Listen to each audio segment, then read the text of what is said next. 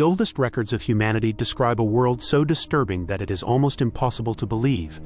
A world where rulers did not age, where power had no time limit, where the same beings who took control in the first generation continued to rule hundreds of years later, without weakening, without losing their dominion, without dying.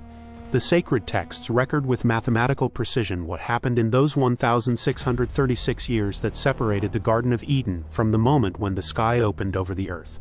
16 centuries of documented history. 16 centuries in which something entered the human world that should never have crossed that border. Something that the texts describe with names, genealogies, precise measurements, and consequences that the entire world still bears. Genesis is not the only text that documents those centuries. There is an older book, a book that was excluded from the Western canon more than 1,500 years ago, but which was preserved for centuries in the Ethiopian Bible and confirmed by fragments found among the Dead Sea Scrolls in 1947. That book describes what happened during those 1,636 years with a specificity that Genesis only outlines. And what you'll find in those texts isn't a legend. It's not a story to scare children. It's a record, a document of what really happened before the water washed everything away. But there is a truth about those 1,636 years that almost no one fully understands. A truth that explains why the flood was not simply a collective punishment. It was the only possible solution to something that could not be stopped in any other way. And that truth begins with the first death in human history. It wasn't an illness. It wasn't an accident. It was murder. Genesis chapter 4 verse 8 records that Cain rose up against his brother Abel and killed him on the ground where they had both been formed. The first thing humanity invented after the fall wasn't a tool. It wasn't a city. It was violence. God confronted Cain and gave him the opportunity to confess his crime before the only witness who mattered. Cain did not repent. He did not weep for his brother. He showed no sign of remorse before the Creator who was watching him. Instead, he complained. He said his punishment was too heavy to bear, as if he were the real victim. As if the man who had committed the first murder in the history of the species deserved pity rather than justice. As if killing was something that had happened to him instead of something he had chosen to do. And then he did something that would define the next 1,636 years of the history of the known world. Genesis chapter 4 verse 16 records that Cain left the presence of the Lord and settled in the land of Nod, east of Eden. He turned away from God. He crossed to the east, and he built something that no one in history had ever built before. He built a city, the first city in the history of humankind, built by a murderer with blood on his hands. He named it Enoch, in honor of his own son. A city founded on an unspoken but absolute principle. Every wall raised without a prayer, every stone laid without a sacrifice, a civilization without God. And within that city, a dynasty began to advance at a speed that the texts themselves describe as terrifying. Genesis chapter 4 verses 17 to 24 describes the descendants of Cain with an accuracy that reveals the entire structure of that world. Lamech, the great-great-grandson of Cain, became the first polygamist recorded in all sacred scriptures. He took 2 wives named Adah and Zillah, and from that union were born the founders of the industries of the ancient world. Jabal became the father of those who dwell in tents and raise livestock, the birth of nomadic industry. Jubal became the father of all who play the harp and flute, the documented inventor of music, and Tubal-Cain became the forger of all bronze and iron tools in human history. The first weapons maker recorded in the Bible shared the same home as the inventor of music. The anvil and the lyre were born of the same family, the same house, the same father, under the same ancient roof. Beauty and violence were not opposing forces in that world. They were sister industries that fed off each other. Entertainment and war were invented by the same generation, with the same hands, in the same home. And then Lamech stood before his 2 wives and uttered the first poem that the scriptures accurately record. Genesis chapter 4 verses 23 to 24 records his words. He killed a man for wounding him and a young man for striking him. And he declared that if Cain's revenge was 7 times greater, his would be 77 times greater. The first poem recorded in writing is not a hymn of praise. It is not an elegy. It is a murder ballad. A man boasting of having killed a boy with a single blow, not confessing the crime, bragging about it, and claiming that his capacity for violence surpassed that of his ancestors, as if that were an honorable achievement. The civilization of Cain did not only produce violence, it transformed it into art. It elevated it to the level of poetry. It made it worthy of being sung. But there was another line that ran parallel to Cain's, and the texts record it with equal genealogical precision. Genesis chapter 4 verses 25 to 26 relates that Eve had another son whom she named Seth, because God had granted her another offspring in place of Abel, whom Cain killed. Two lineages, two absolutely opposite directions walking simultaneously on the same land for centuries. The lineage of Cain built a civilization without God. The lineage of Seth preserved worship in the midst of that world. And it was in the lineage of Seth that the men who would be described in the texts as living signs of another possible path began to appear. The lineage of Seth produced Enoch, the only man in the antediluvian world who completely escaped death. Genesis chapter 5 verse 24 records that Enoch walked with God and was no more, for God took him. Not a death, not an illness, a direct transition, a living sign that there was a different way to inhabit the world. The Book of Enoch, named after that man, records that before being taken to heaven, Enoch received visions of the chambers of heavenly judgment, the fate of the chained watchers, and the coming end of the world. Everything that was about to happen was shown to him before it occurred. The lineage of Seth also produced Methuselah, who lived 969 years, the longest life recorded in all of writing, and Methuselah's grandson was Noah, the last name in that line before the known world ceased to exist. Now apply the ages recorded in Genesis chapter 5 to the lineage of Cain, and what emerges before you is profoundly terrifying. Imagine a violent, proud, and polygamous warlord like Lamech, who doesn't die at 70 or 80 years old. Imagine that this man lives for centuries, accumulating power, territory, wives, and weapons, unstoppable. No death to end his reign, no old age to weaken his control, no generational change possible. The same tyrant ruling the same territory for 500, 600, 700 years without interruption. In our world, dictators are limited by mortality. History records that even the most brutal regimes have a biological expiration date. Time, which defeats all men, is the ultimate limit that no tyrant can surpass. In the antediluvian world, that limit did not exist. An evil man could rule an entire region for longer than most historical civilizations have lasted. Generation after generation of ordinary people being born, growing up, growing old, and dying under the shadow of the same eternal ruler. Evil brewing for 800 years within a single human lifetime, uninterrupted and unspoiled by death. Imagine being born under the reign of a man who had already been in power for 300 years when you came into the world. Imagine growing up, having children, growing old and dying knowing that the same ruler you knew as a child will still be there when your great-grandchildren are old. With no hope of change, without the possibility that the natural course of things would remove him. That was the world before the flood, and it was about to get worse in ways that the texts describe with disturbing precision. Something entered the human world that should never have crossed that border. Something that corrupted everything it touched at a speed that the texts describe as total and absolute. Genesis chapter 6 verses 1 to 2 records that when men began to multiply on the face of the earth, the sons of God saw the daughters of men, and they saw them, and decided to take them as wives and companions. The phrase sons of God in Hebrew is Ben Elohim, and its meaning in the Old Testament is unambiguous to anyone familiar with the language. This expression appears in Job chapter 1 verse 6, Job chapter 2 verse 1, and Job chapter 38 verse 7, and in each instance, without exception, it refers to angelic beings who appeared before God. Some scholars propose that the sons of God were descendants of Seth or kings who claimed divine authority. But the weight of textual evidence in Hebrew, in the New Testament, and in the apocryphal texts points to something much darker and more disturbing. The Book of Enoch, chapter 6, records this event with a precision that Genesis only outlines. The texts describe how 200 angelic beings called the Watchers made the collective decision to descend to earth and take human wives. Their leader was named Semyaza, and before descending they did something that the texts describe as a pact sealed under oath. They gathered on the summit of Mount Hermon and swore an oath together. Each of the 200 took the same oath before the others.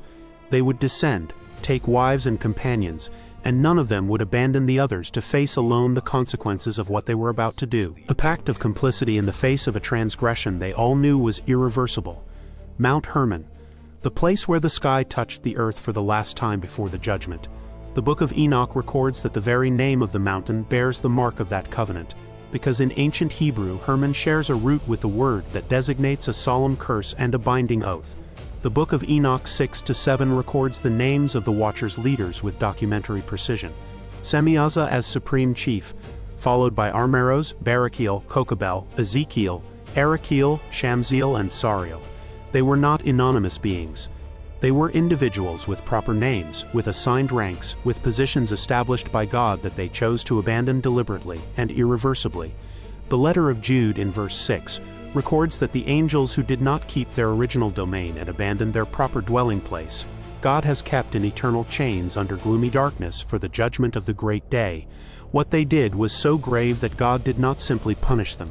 He locked them up so that they could never repeat it. 2 Peter chapter 2 verse 4 confirms that God did not spare the angels when they sinned, but cast them into the abyss, chained in darkness, reserved for judgment. And the following verse makes direct reference to Noah and the flood, linking both events in a direct causal chain that the text leaves no room for any other interpretation. The Watchers crossed a boundary. They abandoned their natural position. They entered the human world in a way that God had neither designed nor permitted.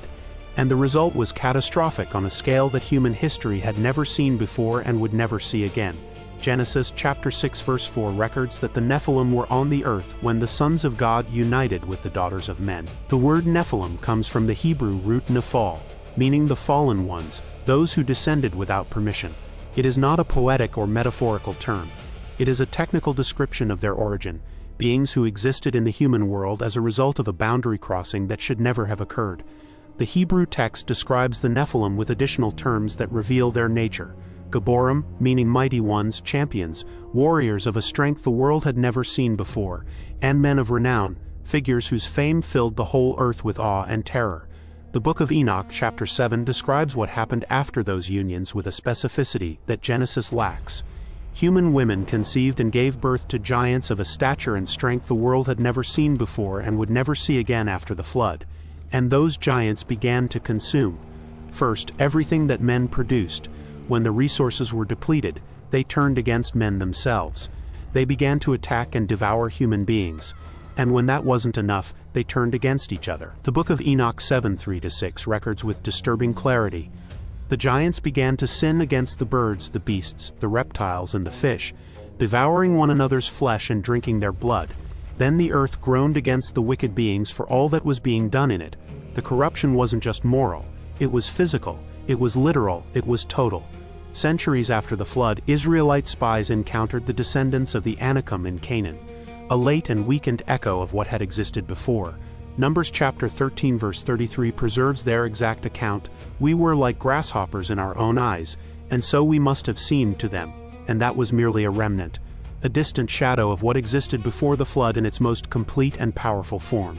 Imagine encountering them on the street of your city, the ground trembling beneath their feet as they take what they desire without resistance or consequence. Imagine knowing that no human being on earth has the physical power to resist whatever these beings decide to do. These weren't stories to frighten children. They were neighbors. They were rulers. They were the kings of that world. And ordinary human beings were, as the Hebrew spies themselves said, like locusts under their feet in size and power. These are the races that later civilizations would remember in their mythologies as demigods and heroes of the distant past. The giants of Greek tradition, the Anunnaki of Sumerian texts, the titans of ancient cosmogony, all bear in their names the memory of what the Book of Enoch recorded as real history. But the Watcher's incursion didn't just bring giants to the human world. It brought something else that time would turn into a permanent curse. The Book of Enoch chapter 8 records with names and specifics something that Genesis does not detail, but that explains how the corruption of the antediluvian world reached levels that humanity had never reached on its own. Azazel, one of the Watcher's leaders, taught men how to forge swords, knives, shields, and armor from metal. The technology of war was delivered directly by an angelic being to a humanity that had not discovered it on its own. And he taught women the art of ornamentation, the use of antimony for eyes, the adornment of precious metals, the embellishment of the body with techniques that had never before existed in the human world. Semyaza taught enchantments and the art of cutting roots with hidden properties. Armeros taught the unraveling of enchantments. Barakiel taught astrology. Kokabel taught how to read the patterns of the stars. Arakiel taught the signs and secrets of the earth. Shamziel taught the signs of the sun. Sariel taught the course of the moon. Celestial knowledge perverted for earthly use. Technology from the higher spheres brought to the human world without the necessary moral context to use it without destroying itself. The Book of Enoch 8-3 sums up the outcome of all this with a phrase that leaves no room for a mild interpretation. And when men perished, their cry rose to heaven. Think about it carefully. The first weapons manufacturer and the first teacher of seduction and beautification techniques didn't emerge in different places at different times in human history.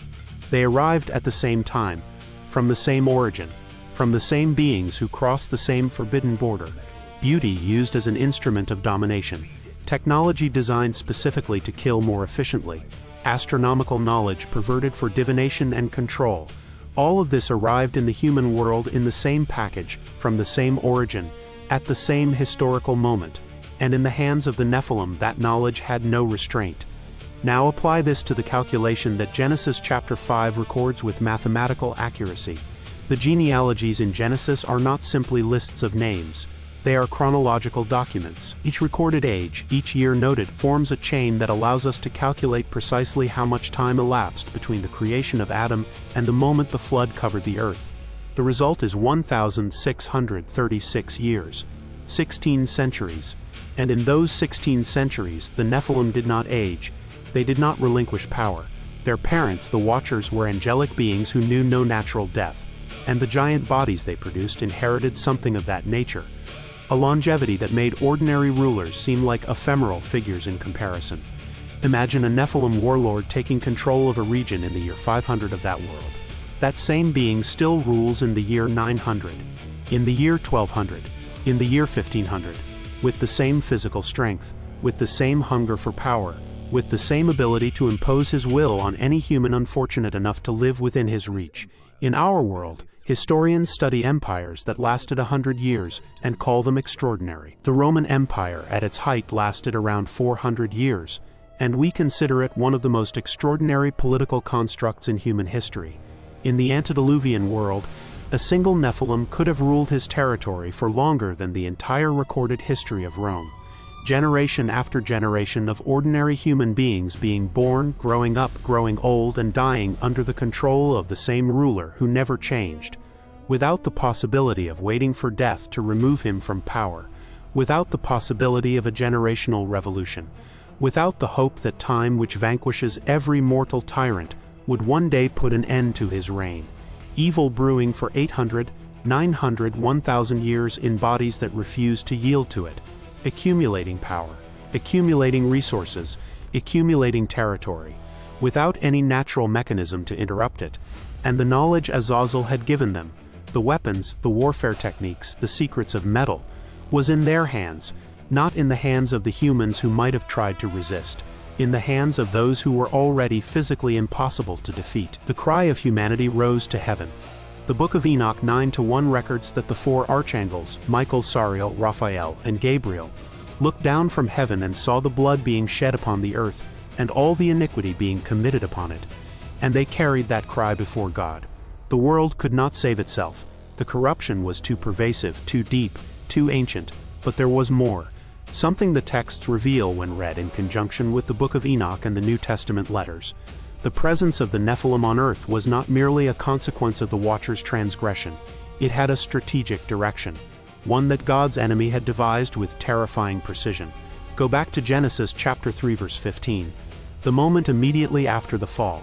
The moment when God spoke to the being who had tempted Eve. God's words at that moment were not directed to Adam. They were not directed to Eve. They were directed to the serpent. And what God said was the first prophecy recorded in all of sacred history. I will put enmity between you and the woman, and between your offspring and hers. The offspring of the woman will crush your head. A seed, a specific lineage that had to remain intact throughout time. A pure human genetic line that would produce, at the exact moment in history, the being that would definitively crush the enemy. The enemy knew that prophecy. He had been present when it was uttered. And the response he devised was the Watcher's incursion. If the entire human race were genetically corrupted by union with angelic beings, if the entire human genome were altered by the mass arrival of the Nephilim, then the promised seed could not be born. The being whose arrival had been prophesied as the ultimate defeat of the enemy could not exist, because there would be no pure humanity from which to be born. The prophecy would remain unfulfilled. the promised redemption would not come. Genesis chapter 6 verse 12 confirms the extent of that corruption. The earth had become corrupt in God's sight and was full of violence. All flesh had corrupted its way on the earth. All meat, not most, not the majority, all. The corruption of Genesis chapter 6 was not simply a collective moral failure. It was a military operation of cosmic scale, an attack designed to eliminate the possibility of rescue before the rescuer could arrive, to close the door before the Savior crossed the threshold.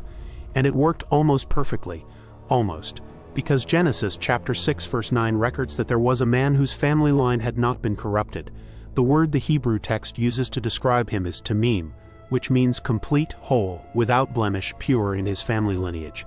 Noah's lineage had not been altered, and at that moment God looked down upon a world in flames, and saw that man. Genesis chapter 6 verses 5 to 6 contains the only moment in all of Scripture where God expresses sorrow over his own creation as creator. The Lord saw how great the wickedness of humankind was on the earth, and that every inclination of the thoughts of their hearts was only evil continually. And the Lord regretted that he had made humankind on the earth, and it grieved him to his heart. Read those words carefully. It's not an angry God unleashing impulsive punishment. It's a heartbroken father staring into the darkness at his children. A father who no longer recognizes anything of himself in what his children have become after centuries of utter and absolute evil. A grieving father. The Hebrew text uses a word for this pain that elsewhere in Scripture is reserved for the deepest lament, the pain of losing a loved one irreversibly.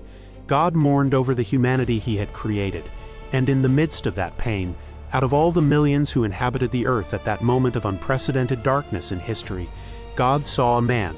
Genesis chapter 6 verses 8 to 9 records that Noah found favor in the eyes of the Lord. He was a righteous man, blameless, tamim, in his generation. The word blameless in that context may be the most powerful word in the chapter. Everything that precedes it is darkness. Everything that follows it is a line of life. Noah's lineage had not been corrupted. In a world of Nephilim, of total violence, and of unparalleled moral collapse, Noah's genealogical line had remained intact. The seed promised in Genesis chapter 3 verse 15 was still possible. Redemption could still happen. What was it like to be Noah in that world? To wake up every morning as the only family still praying to the God everyone had forgotten. To walk down streets where neighbors openly blasphemed that name with impunity. To see your neighbor's children witness things no child should ever have to see, while no one called it wrong because no one remembered what was good anymore. Noah walked past the forges of Tubal-Cain and the marketplaces and temples of a civilization that had erased God from every song, every law, every conversation. And he kept walking anyway. He kept praying anyway. He kept believing against all his eyes. And then God spoke to that lonely man with instructions that must have sounded completely impossible in that context. Genesis chapter 6 verses 13 to 14 records God's exact words, "I have decided to put an end to all living creatures, for the earth is filled with violence because of them. Behold, I will destroy them along with the earth. Make yourself an ark of gopher wood, with compartments tightly sealed." God provided the dimensions with technical precision. 300 cubits long, 50 cubits wide, and 30 cubits high. 3 stories and a single door. Approximately 137 meters long, 23 meters wide, and 14 meters high. The exact size of a modern large tonnage freighter. Consider the weight of that commission. A man building a ship on dry land in a world that had never seen rain. Genesis records that before the flood, the ground was watered by mist and underground streams, not by precipitation from the sky. The idea of water falling from above in quantities sufficient to cover mountains had no mental reference point in that world. Noah was building a vessel for a catastrophe unprecedented in any recorded or remembered point in human experience. A disaster for which there was no mental category in that world. No cultural reference, no natural precedent. Each plank nailed down was an act of pure faith. Each day of work was a sermon that the whole world ignored with open contempt. Each year without rain was one more reason for his neighbors to laugh at the man and the ship stranded on dry land. Some scholars estimate that the construction of the ark took between 55 and 75 years of continuous work, without converting anyone, without gaining any believers outside of his own family. 75 years of hammering, 75 years of preaching, 75 years of watching people walk away in open mockery. Imagine preaching for 75 years without gaining a single convert outside your own family. Not a single neighbor, not a single person in that old city said, "I believe you, I'll prepare myself." Tell me more about what's coming. Imagine the loneliness of that faithfulness, the doubt whispering each night while the sky remained perfectly clear. Imagine watching your neighbors walk past your building day after day, knowing that each of them will die very soon, and that none of them believe you, and that getting up the next morning and picking up the hammer is all you can do. There was no human certainty available. Only the word of God and the conviction that that word was enough. And then came the final week. Genesis chapter 7 verses 1 to 4 records the final instruction. God told Noah, "Go into the ark, you and your whole family. For within 7 days I will send rain on the earth for 40 days and 40 nights, 7 days. One last week of grace while the animals began to arrive from all directions without anyone to guide them. 7 pairs of clean animals. 2 of the unclean ones coming from the horizon walked alone toward the ark, silent because God sent them. Not because someone gathered them, not because someone guided them. They arrived on their own while the world watched, utterly bewildered by what was happening before their eyes. Imagine those last 7 days, the animals arriving from every direction, the neighbors watching the strangest scene they had ever witnessed, some still laughing, unable to sense the danger that drew closer with each passing hour. Some finally uneasy, looking at the sky, looking at the animals, feeling something they couldn't name but not taking any action. The sky still perfectly clear, the ground still firm and dry, the ark still without an ocean to support it. 7 days of silence from the sky as the world watched the strangest scene it had ever seen in its entire history, without understanding that it was looking at the end of everything it had known. And then Genesis chapter 7 verse 16 records the most decisive moment of the entire antediluvian narrative with a phrase that no one expected. Those that entered, male and female of all flesh, entered just as God had commanded Noah. And the Lord shut the door behind them. God himself closed the door of the ark. Not Noah, not his sons. God left and closed the door from the outside. When that door closed, the grace period ended. Everyone who was left out for good. No appeal, no second chance, no last-minute negotiation. The laughter stopped, the mockery ceased, and for the first time in 1,636 years, the world fell into a silence it had never known. And then the sky split open. Genesis chapter 7 verse 11 records that on that day all the fountains of the great deep burst forth violently. The windows of heaven were opened at the same time. The subterranean waters and the waters above joined together in a single, devastating, and coordinated movement.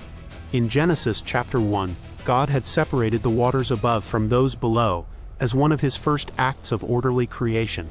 The flood was not a natural disaster. It was the deliberate undoing of creation by the Creator who had formed it, an exact reversal of the original act of separation. What God had initially divided, he reunited in a single judgment. Genesis chapter 7 verse 19 records that the waters prevailed to such an extent that all the high mountains under the entire heavens were covered. The waters rose 15 cubits above the mountaintops. Every mountain, every city, every forge of Tubal-Cain buried beneath the water forever. Every palace where the Nephilim had reigned for centuries silently submerged in darkness. Every place where the watchers had crossed the forbidden border covered by the same waters that God had separated on the first day of creation. Genesis chapter 7 verse 23 records that God wiped out every living thing on the face of the earth. Men, animals, reptiles, and birds of the air. Only Noah remained, and those who were with him in the ark. And here the Book of Enoch records something that Genesis doesn't detail, but that is disturbing to anyone who understands its implications. The flood destroyed the bodies of the Nephilim, but their spirits were not destroyed with them. The Book of Enoch 15:8-12 records God's words to Enoch concerning what would happen to these spirits. The spirits of the giants will oppress, corrupt, attack, fight, and cause destruction on the earth. They will not eat food, nor will they thirst. They will not be hindered by their physical senses, but they will rise up against the sons of men and against the women because they came from them. The physical bodies of the Nephilim were destroyed by the flood, but their spirits, according to the Book of Enoch, remained trapped on earth. Without the angelic bodies of their fathers, without the human bodies of their mothers, seeking to inhabit physical forms, causing oppression, seeking destruction, and remaining on earth until Judgment Day. Imagine the first night inside the ark after God closed the door from the outside. The silence meant that there was no one outside left to scream, that the whole world had fallen silent forever. Every person Noah had ever known, every neighbor who had mocked him for decades, every friend who had ignored the warning, every child on those ancient streets, all of them, the entirety of the civilization Noah had witnessed for decades, wiped out in 40 days of water and judgment. And Noah, the man who had warned them for 75 years, sat in the darkness of the ark, listening only to the rain, the waves, the creaking of the wood, and the silence of a civilization that no longer existed anywhere, carrying that impossible burden alone. And then Genesis chapter 8 verse 1 utters the most important phrase of the entire antediluvian narrative with two words that change everything. The waters began to recede. The ark came to rest on the mountains of Ararat. Noah sent out a raven and then a dove. The dove returned with an olive leaf in its beak. Life was returning. The ground reappeared under the slowly clearing sky. And Noah's first act upon setting foot on dry land was not to build a city. It wasn't trade. It wasn't founding anything in his own name. Genesis chapter 8 verse 20 records that Noah built an altar and offered sacrifices to the Lord as soon as he set foot on dry land. This is the exact opposite of what Cain did as his first act, after turning away from God. Cain's first act was to build a city and name it after his son. Noah's first act was to return to God. Genesis chapter 9 verse 11 records the covenant that God established. Never again will all flesh be cut off by the waters of a flood, nor will there ever again be a flood to destroy the earth. And God placed the bow in the sky, not as decoration, not as a symbol for children's books, as a sign of a blood covenant.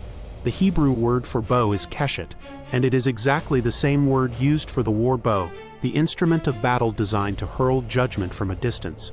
The bow in the sky does not say that the storm is over. The bow in the sky says that next time God himself will pay the price in his own body. But the flood ended, and the war did not. Sin survived within the ark, living in the hearts of Noah's sons. It resurfaced in the dishonor of Ham, at the Tower of Babel, in the curse of Canaan. The seed was preserved, but the enemy was not destroyed. The flood answered a fundamental question. Can humanity be saved by starting over, by washing the world clean? The answer was no. The problem was never the environment, the culture, the city, or the surrounding civilization. The problem was the human heart, and that required a rescue of a completely different kind, one that water could not provide. There's a detail in this story that almost no one knows. It's not hidden in the text of the flood. It's hidden in the name of a man who lived before any of it happened, the name of Methuselah, the man who lived longer than any other being in all of recorded history. 969 years. The longest-lived being in all of sacred scriptures. Some scholars of ancient Hebrew suggest that the name Methuselah can be interpreted as meaning, when he dies, the promised judgment will come upon all the earth. Matu relates to the concept of man or his death, and shalaj in Hebrew means to send or bring. Verify the chronology with the precision that Genesis chapter 5 records. Methuselah was born during the lifetime of Enoch, his father, the man who walked with God and disappeared without dying. The man who received visions of the coming judgment and recorded them. The man who was taken to heaven before the flood. Enoch named his son Methuselah. Methuselah lived 969 years. And he died in the year of the flood, not the year before, not the year after. In the very year, the sky opened and the world was covered by water. His life was a countdown, a walking prophecy of exactly 969 years. 969 years of divine patience written in the name of a single man who walked the earth until time ran out. Every year Methuselah lived was another year God waited. Every birthday of Methuselah was a grace extended upon a world that deserved none. And when Methuselah died, judgment came, exactly as his father had written, exactly as his name had foretold. 2 Peter chapter 3 verse 9 records that the Lord is not slow in keeping his promise, but is patient with us, not wanting anyone to perish, but everyone to come to repentance. God waited 1,636 years. He sent Enoch. He sent Noah. He appointed a man with a prophecy of death in his own name, and let him live 969 years. That's not the behavior of an angry God. It's the behavior of a patient father who exhausts every possibility before acting, who gives every opportunity before closing the door, who waits until the very last possible moment because he doesn't want any of them to perish. But patience has its limits, not because God runs out of love, but because true love cannot forever tolerate what destroys those it loves, not because God loses patience, but because every additional moment of waiting is also an additional moment of suffering for the innocent living under the dominion of the Nephilim. The door closed, and it closed for good. No second chances, no appeals, no last-minute negotiations. John chapter 10 verse 9 records Jesus' words, "I am the gate, whoever enters through me will be saved. They will come in and go out and find pasture." Jesus is the ark. He is the only gate that exists right now. And that gate is still open at this very moment. The same God who waited 1,636 years before sending the flood is waiting now. Not because he is slow, but because he is patient. Noah preached for decades, giving the world every possible chance. And when the day came, there was no room for negotiation. The door that God himself closed was not reopened, no matter how much lamenting. Matthew chapter 24 verses 37 to 39 records Jesus' words, "As it was in the days of Noah, so it will be at the coming of the Son of Man. For in those days before the flood, people were eating and drinking, marrying and giving in marriage, up to the day Noah entered the ark. And they knew nothing about what would happen until the flood came and took them all away. That is how it will be at the coming of the Son of Man." Jesus did not compare the last days to Sodom. He did not compare them to Egypt or Babylon. He chose Noah as the exact reference point. He compared them to the most corrupt, violent, and spiritually compromised days in all of recorded human history. The key word in that passage isn't flood. It's unprepared. Not ignorant, not rebellious, simply unprepared. They didn't choose to reject God. They simply stopped paying attention. The evidence was observable every morning and every evening, and they chose to ignore it until the water was ankle-deep. Technology without God, the forges of Tubal-Cain and the music of Jubal served pleasure and power, never worship, violence as entertainment. The dominion of the Nephilim, strength worshipped and weakness despised. The boundaries God had set deliberately erased and blurred, and a corruption so total it became invisible. The background noise of the week, the ordinariness of each day. The horror of the antediluvian world was not that they committed extraordinary evil, it was that this evil had become commonplace. No one noticed it anymore because there was nothing to compare it to. There was no moral reference point to indicate what had been lost, and a voice warning while no one listened. A man building while the world passed him by without ever stopping. You're listening to this now for a reason. It is no coincidence that the algorithm has brought you here. The same God who warned through Noah and Enoch, who named Methuselah as a 969-year walking countdown, who waited 1,636 years before closing the door forever, is speaking to you right now. The question isn't whether the door exists. The question is whether you'll walk through that door before it closes forever. In the darkest era of human history, one man found grace. One family was preserved. One door was enough. If this opens up something you've never seen before, subscribe and keep discovering the truths the world chose to forget.